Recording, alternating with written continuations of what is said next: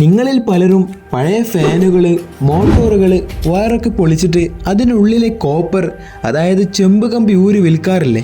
അതിന് തക്കതായ പ്രതിഫലവും നമുക്ക് ലഭിക്കാറുണ്ട്. എന്നാൽ ഇങ്ങനെ ഈ വിലയുള്ള ഈ കോപ്പർ അഥവാ ചെമ്പ് കമ്പി എവിടെ നിന്നാണ് വരുന്നതെന്ന് നിങ്ങൾ എപ്പോഴെങ്കിലും ചിന്തിച്ചിട്ടുണ്ടോ? ഒരു സാധാരണ കല്ലിൽ നിന്ന് തുടങ്ങി ഇത് ഇങ്ങനെ ഈ ചുവപ്പ് നിറമുള്ള വയറായി മാറുന്നു. എന്തായാലും ഇതിന് പിന്നിൽ ഒരു വലിയൊരു പ്രോസസ്സിങ് തന്നെ നടക്കുന്നുണ്ട്. എന്നാലും ഇതിന് പിന്നിൽ നടക്കുന്ന ആ പ്രോസസ്സിങ് എന്തായിരിക്കും? സോ ഒട്ടും സമയം കളയാതെ നമുക്ക് നേരെ കണ്ടന്റിലേക്ക് കിടക്കാം. എങ്ങനെയാണ് കോപ്പർ അഥവാ ചെമ്പ് കമ്പി നിർമ്മിക്കുന്നതെന്ന് ഇന്ന് നമുക്ക് ഈ വീഡിയോയിലൂടെ കാണാം.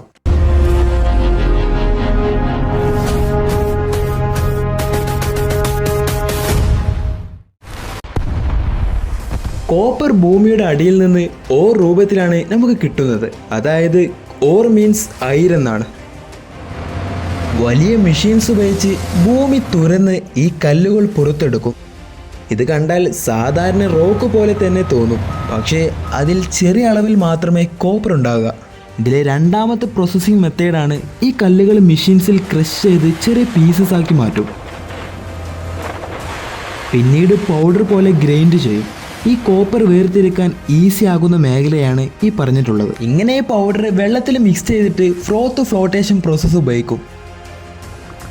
ഇപ്പോൾ നിങ്ങൾ ചിന്തിക്കുന്നുണ്ടാവുക, എന്താണ് ഫ്ലോട്ടേഷൻ? സോപ്പ് വെള്ളം പോലെയാണിത്. ബബിൾസ് ഉണ്ടാകും. ആ ബബിൾസിനോട് കോപ്പർ ഒട്ടിപ്പിടിച്ച് മേലോട്ട് വരും, വേസ്റ്റ് താഴെ പോകും. ഇങ്ങനെ തന്നെയാണ് കോപ്പർ വേർതിരിക്കുന്നത്. ഇങ്ങനെ കൂടുതൽ ശുദ്ധിയുള്ള കോപ്പർ ലഭിക്കും. ഇതിൽ അടുത്ത സ്റ്റേജാണ് ഈ അടിഞ്ഞുകൂടിയ കോപ്പർ വലിയ ഫർണസിലിട്ട് ഹീറ്റ് ചെയ്യും. ഈ ഒരു ഹൈ ടെമ്പറേച്ചറിൽ മാലിന്യങ്ങളൊക്കെ നീക്കം ചെയ്തിട്ടുള്ള ഒരു ഉരുക്കിയ കോപ്പർ ലഭിക്കും. എന്നാൽ ഇത്രയും വലിയ പ്രോസസ്സിങ് കഴിഞ്ഞിട്ടും പ്യൂർ ആയിട്ടുള്ള കോപ്പർ ലഭിച്ചിട്ടില്ല.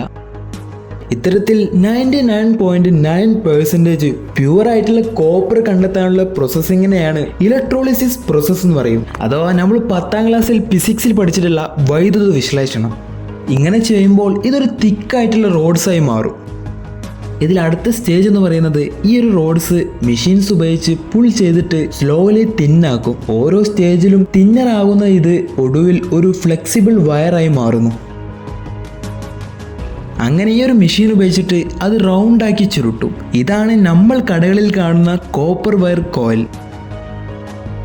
പക്ഷേ കാണുമ്പോൾ ഒരു ചെറിയ ചെമ്പ് കമ്പിയാണെങ്കിലും ഇതിൻ്റെ പിന്നിൽ നടക്കുന്ന പ്രോസസ്സിങ് കേൾക്കുമ്പോൾ നമുക്ക് അതിനോട് ചെറിയ റെസ്പെക്റ്റെങ്കിലും തോന്നിയേക്കാം. ഇതുകൊണ്ടൊക്കെ തന്നെയാണ് മാർക്കറ്റിൽ ഇതിന് കൂടുതൽ വില കൊടുക്കുന്നത്. സോ ഇത്തരത്തിൽ പഴയ വയറുകളും പഴയ ഫാനുകളുടെ ഉള്ളിൽ നിന്നൊക്കെ ചെമ്പ് കമ്പി വിറ്റിട്ട് മന്തി എടുക്കുന്ന ഒരു ഫ്രണ്ട്സിന് ഈ വീഡിയോ തീർച്ചയായും പ്രൊമോട്ട് ചെയ്യുക. അവരും അറിയട്ടെ ഈ ഒരു ചെമ്പ് കമ്പിയുടെ നിർമ്മാണത്തിന് പിന്നിലുള്ള എഫേർട്ടിനെ കുറിച്ച്. വീഡിയോ ഇഷ്ടമായെങ്കിൽ സപ്പോർട്ട് ചെയ്യാനും മറക്കണ്ട.